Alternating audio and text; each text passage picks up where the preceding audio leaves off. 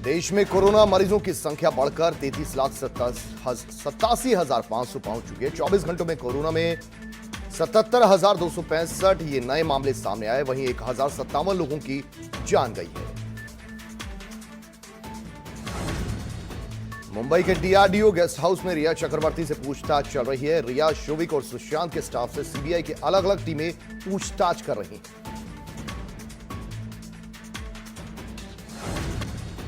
Love जिहाद की घटनाओं को और सीएम योगी सख्त हैं। ऐसी घटनाओं को रोकने के लिए सीएम योगी ने कार्य योजना बनाने के निर्देश दिए हैं और यूपी की कई जिलों में दरअसल लड़कियों के साथ धोखाधड़ी कर प्रेम जाल में फंसाने की घटनाएं लगातार सामने आई हैं।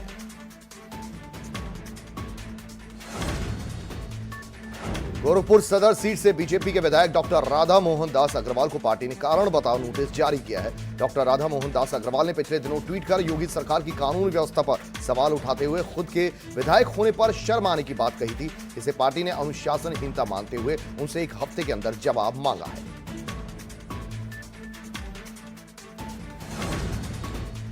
सांसद रवि किशन ने भी सदर विधायक राधा मोहन दास अग्रवाल का इस्तीफा मांगा है और कहा है कि सरकार पर जातिगत राजनीति का आरोप लगाना शर्मनाक है। अनाप शनाप बयानों से पार्टी की छवि को धूमिल किया जा रहा है।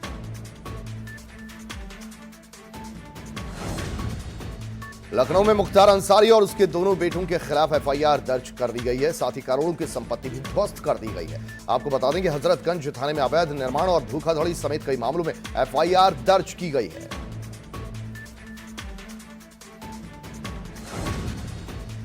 प्रयागराज में पूर्व सांसद अतीक अहमद की 7 संपत्तियां कुर्क कर दी गई। कुर्की में अतीक के घर और चुनावी दफ्तर का कुछ हिस्सा भी शामिल है। खुलदाबाद में 4, धूमरगंज में 2, सिविल लाइन में 1 संपत्ति कुर्क कर दी गई। आपको बता दें कि अतीक अहमद की करीब 60 करोड़ की संपत्तियां कुर्क कर ली गई हैं। कई दूसरी संपत्तियों को चिन्हित कर कार्रवाई की जा रही है। गुलाम नबी आजाद ने फिर कांग्रेस हाईकमान के खिलाफ मोर्चा खोल दिया। दरअसल गुलाम नबी आजाद ने कहा कि हमें 50 साल विपक्ष में बैठना है, तब तो ठीक है। बीजेपी ने अपना वोट बैंक बढ़ाया है। सत्ताधारी पार्टी बीजेपी बेहद मजबूत है। शिया वक्फ बोर्ड के पूर्व चेयरमैन वसीम रिजवी ने आजम खान के खिलाफ बड़ा बयान दिया और गंभीर आरोप लगाया। आजम खान के एक शत्रु संपत्ति मामले में किए गए थे कुकर्म। आपको बता दें कि बोर्ड का पक्ष रखते हुए वसीम रिजवी रामपुर पहुंचे थे। उत्तराखंड में कुंवर प्रणव सिंह चैंपियन की आज दोबारा पेशी होगी। भाजपा ने तलब किया है। आपको बता दें कि हथियारों के साथ शक्ति प्रदर्शन करते हुए चैंपियन ने जुलूस निकाला था।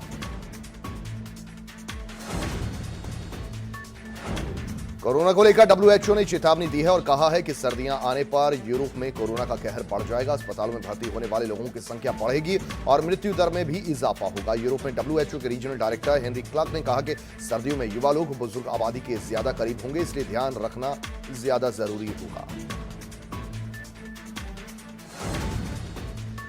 रूस ने हाल ही में दूसरी कोरोना वायरस वैक्सीन बनाने की घोषणा की थी। अब राष्ट्रपति व्लादिमीर पुतिन ने कहा है कि कोरोना की दूसरी वैक्सीन सितंबर तक बनकर तैयार होगी।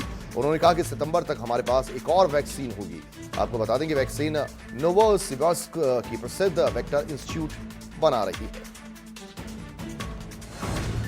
भारत ने गुरुवार को आतंकवाद के मुद्दे पर पाकिस्तान के सभी झूठ और धोखों को एक बार फिर से उजागर कर दिया और संयुक्त राष्ट्र सुरक्षा परिषद में उसकी नकली बयान को दुनिया के सामने रखा है।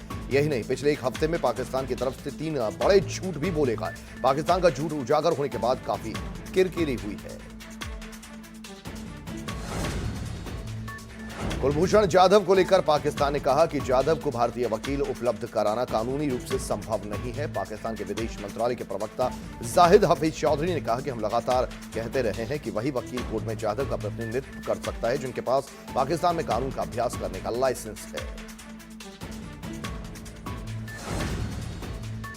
अमेरिका में लॉरा तूफान के तट से टकराने के बाद काफी तबाही देखने को मिली। तूफान की वजह से करीब 6 लोगों की मौत भी हो गई। वहीं 14 साल की लड़की पर पेड़ गिरने से उसकी मौत हुई। अमेरिकी अधिकारियों का यह कहना है कि इस तूफान के और भी विनाशकारी प्रभाव हो सकते हैं। आपको बता दें कि तूफान लॉरा की वजह से 240 किलोमीटर प्रति घंटे की रफ्तार से हवाएं जारी हैं। चीन से तनाव के बीच भारतीय सीमा की सुरक्षा में पूर्वी लद्दाख में 30,000 से ज्यादा सैनिकों की तैनाती के लिए सेना ने स्पेशल प्लान तैयार किया है। सैनिकों के लिए सर्दियों में विशेष कपड़े जैसी बुनियादी चीजें मुहैया कराने के लिए करीब 350-400 करोड़ रुपयों का अनुमानित तौर पर खर्चा आएगा। ये तैयारी इसलिए क्योंकि फिलहाल चीन के साथ शांति बहाली की सूरत नजर नहीं आ रही है। वित्त मंत्री निर्मला सीतारमण ने वीडियो कॉन्फ्रेंसिंग के जरिए 41वीं जीएसटी परिषद की बैठक को संबोधित किया। बैठक के बाद मीडिया से बातचीत करते हुए वित्त सचिव अजय भूषण पांडे ने कहा कि कोविड-19 महामारी की वजह से इस साल जीएसटी कलेक्शन काफी बुरी तरह से प्रभावित हुआ है। जीएसटी कंपनसेशन कानून के मुताबिक राज्यों को क्षतिपूर्ति दिए जाने की जरूरत है।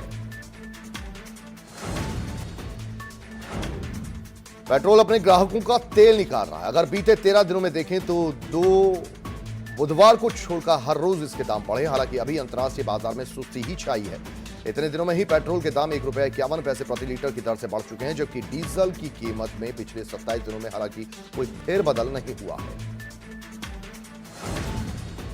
लखनऊ में चीफ सेक्रेटरी ने सहकारिता विभाग का औचक निरीक्षण किया। निरीक्षण के दौरान चीफ सेक्रेटरी राजेंद्र तिवारी को बहुत सी खामियां मिली। अधिकारी और कर्मचारी मौके से नदारद नजर आए।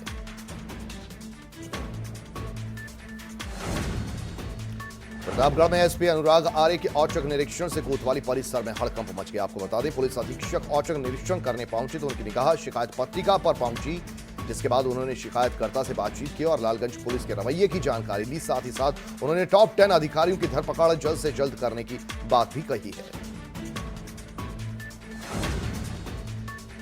एटा में जिलाधिकारी सुखलाल भारती ने घोटाले के मामले में 4 साल बाद बड़ी कार्रवाई की है। इस मामले में डीएम सुखलाल भारती ने रिकवरी कराए जाने की कार्रवाई के आदेश दिए। नगर पंचायत में 95 लाख रुपयों का घोटाला साल 2016 में पूर्व नगर पंचायत अध्यक्ष और अधिशासी अधिकारी ने मिलकर अंजाम दिया था। कानपुर में बिकरू कांड की जांच के लिए जांच आयोग की टीम पहुंच गई है। जस्टिस बीएस चौहान की अध्यक्षता में सर्किट हाउस टीम पहुंची है। 3 सदस्यीय टीम बिकरू कांड की जांच कर रही है।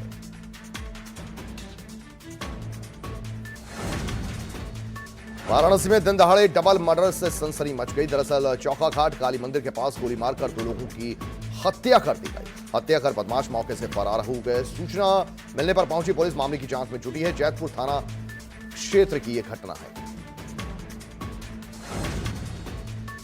गाजियाबाद में R9 टीवी की खबर का बड़ा असर देखने को मिला। महिला की आत्महत्या मामले में केस दर्ज कर लिया गया है। ससुराल वालों को पूछताछ के लिए हिरासत में लिया गया है। महिला ने आत्महत्या करने से पहले वीडियो बनाया था और वीडियो में ससुराल वालों पर प्रताड़ना का आरोप लगाया गया था। विजयनगर थाना क्षेत्र का यह मामला बताया जा रहा है। लखीमपुर खीरी में दिव्यांग की पत्नी को दबंगों ने सरेआम पीटा। दबंगों और महिला के बीच पहले भी विवाद हो चुका है। महिला ने दबंगों के खिलाफ तहरीर दी थी, लेकिन शिकायत करने के बावजूद दबंगों ने महिला की पिटाई कर डाली। पिटाई का वीडियो सोशल मीडिया पर वायरल भी हो रहा है। नीमगांव थाना क्षेत्र की घटना ये बताई जा रही है। लखीमपुर खीरी में दलित छात्रा से रेप और हत्या मामले में कार्रवाई की गई है। साथ ही लापरवाही बरतने पर 2 चौकी इंचार्ज और एसएचओ को निलंबित कर दिया गया है। सीओ के खिलाफ विभागीय जांच के आदेश भी दिए गए हैं।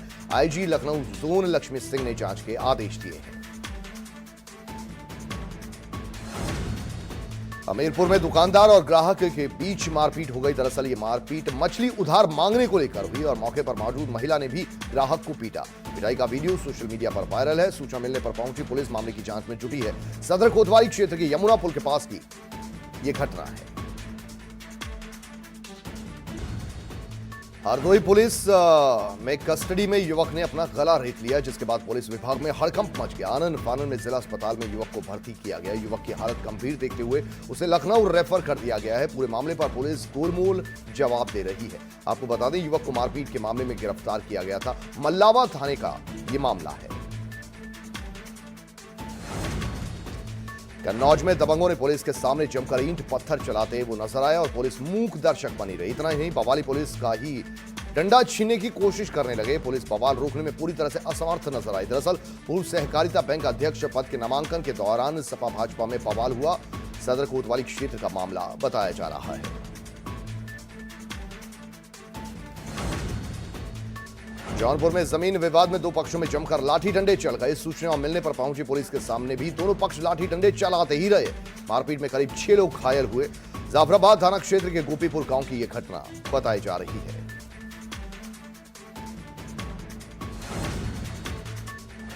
लखनऊ के कनक सिटी में 16 साल की लड़की ने फांसी लगाकर खुदकुशी कर ली।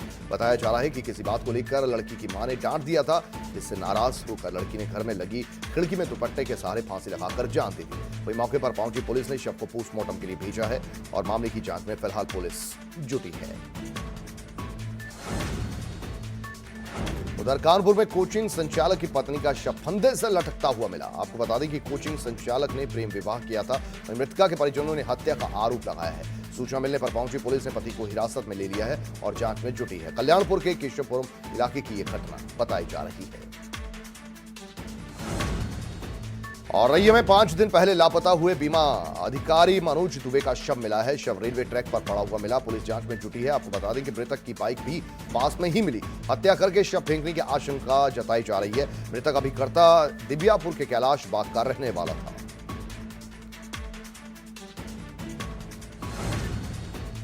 रामपुर में इंडियन ऑयल के पेट्रोल पंप के स्वामी प्रवेश कुमार के घर जाते समय अज्ञात हमलावरों ने हत्या कर दी और शव को धान के खेत में फेंककर मृतक की मोटरसाइकिल लेकर फरार हो गए। परिजनों का आरोप है कि लूट की बाद हत्या की गई। वहीं पुलिस ने मृतक के पास से घटनास्थल से 17,000 रुपए जेब से बरामद किए। मथुरा में डंपर और डबल डेकर बस आपस में टकरा गई, जिससे 2 सवारियों की मौके पर ही मौत हो गई और 12 लोग इसमें गंभीर रूप से जख्मी हो गए। घायलों को अस्पताल में भर्ती किया गया है। आपको बता दें, यह हादसा आवारा पशु को बचाने के चक्कर में हुआ। बस गुरुग्राम से बिहार जा रही थी। यह हादसा वृंदावन थाना इलाके में छठीगढ़ा चौराहे के पास हुआ।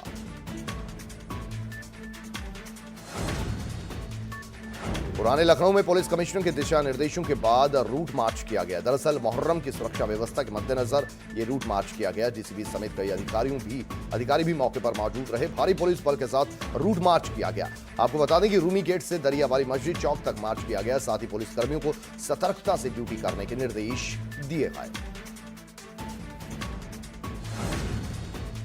बुलंदशहर का मानपुर गांव देश की सेवा के लिए 26A रैंक का ऑफिसर दे चुका है, लेकिन इन सभी के बावजूद आज मानपुर गांव तमाम समस्याओं से जूझ रहा है और विकास की राह जो रहा है।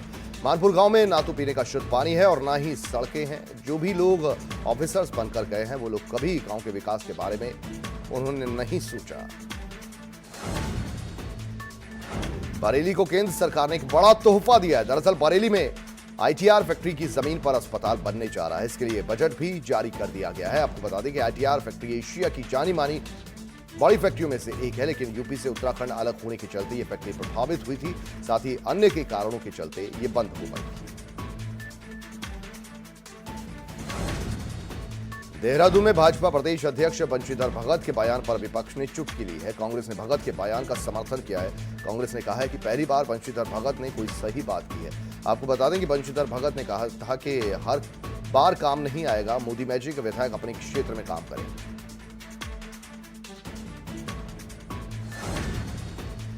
उधम सिंह नगर में नशे के खिलाफ चलाए जा रहे अभियान के तहत पुलिस को बड़ी सफलता हाथ लगी है। पुलिस ने 14 ग्राम के लगभग स्मैक और 92 शीशियां नशे की गोलियां और 12 बोर के एक तमंचे के साथ 2 स्मैक तस्करों को गिरफ्तार किया है। पकड़े गए स्मैक तस्करों के खिलाफ NDPCS और आर्म्स एक्ट के तहत मुकदमा दर्ज कर दिया गया है।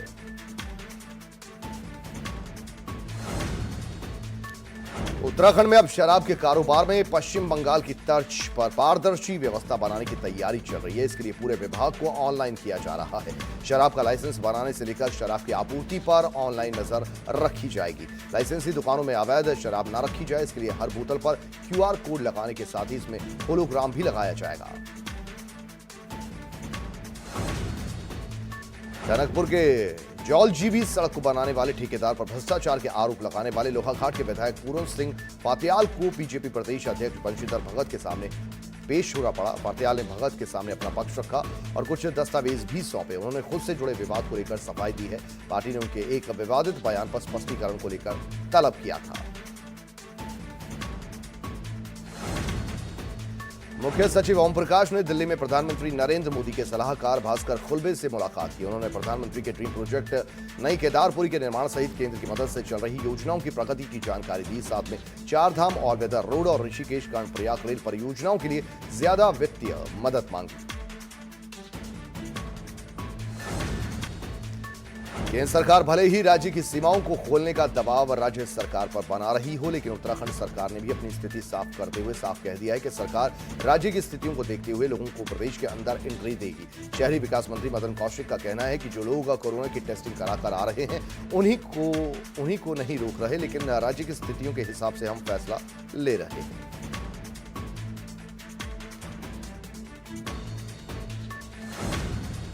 विधानसभा सत्र देहरादून के विधानसभा भवन में ही आयोजित होगा। प्रदेश के विधानसभा अध्यक्ष प्रेमचंद अग्रवाल ने साफ कहा है कि हमारी कोशिश है कि सोशल डिस्टेंसिंग को रखते हुए सत्र का आयोजन किया जाए। उन्होंने माना कि कुछ परेशानियां लोगों को जरूर होंगी, लेकिन वर्तमान हालातों को देखते हुए सभी बातों को मानेंगे, ऐसा मुझे यकीन है। उत्तर प्रदेश में बाढ़ की स्थिति में मामूली सुधार हुआ है, लेकिन अब भी राज्य के 17 जिलों में 893 गांव प्रभावित हैं। रात आयुक्त ने बताया कि पीलीभीत और संत कबीर नगर जिलों में बाढ़ की स्थितियों में सुधार हुआ है।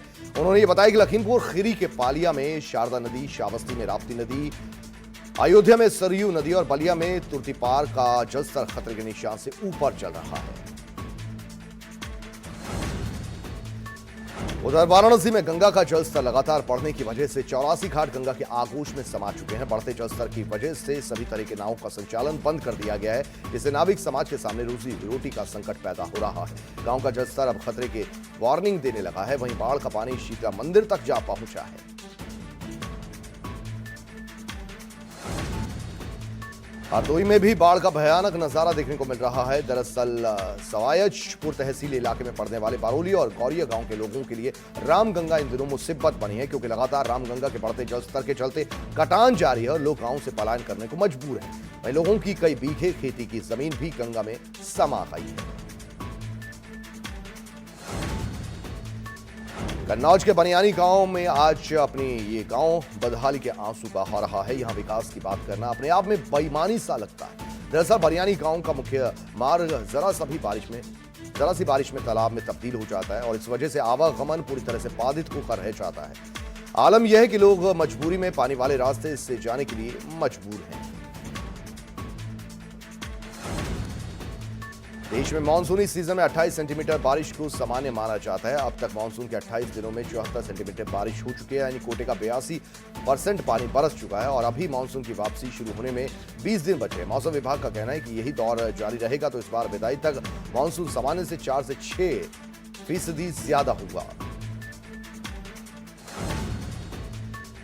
ओडिशा में पिछले 3 दिन से हो रही लगातार बारिश से वैतरणी, सुवर्ण रेखा, जलका और महानदी का जलस्तर बढ़ने से निचले इलाकों में रहने वाले लोगों की मुसीबत बढ़ गई है। कई गांवों के संपर्क बाहरी दुनिया से कट चुके हैं। वहीं हजारों हेक्टेयर जमीन में लगी फसल भी बर्बाद हो गई। भद्रक जिले में वैतरणी नदी में आई बाढ़ ने इलाके में कोहरा मचाना शुरू कर दिया है। भारी बारिश की वजह से जम्मू कश्मीर के कई जिलों में इन दिनों नदियां उफान पर हैं। कठुआ में उस नदी में अचानक से पानी आ गया। इस दौरान 2 धाराओं के बीच में 7 लोग फंस गए, जिसके बाद स्थानीयों ने भारतीय वायुसेना से मदद मांगी। इस पर वायुसेना के MI-17 हेलीकॉप्टर से बचाव दल पहुंचा और सभी 7 लोगों को 34 घंटे के बाद एयरलिफ्ट कर दिया गया।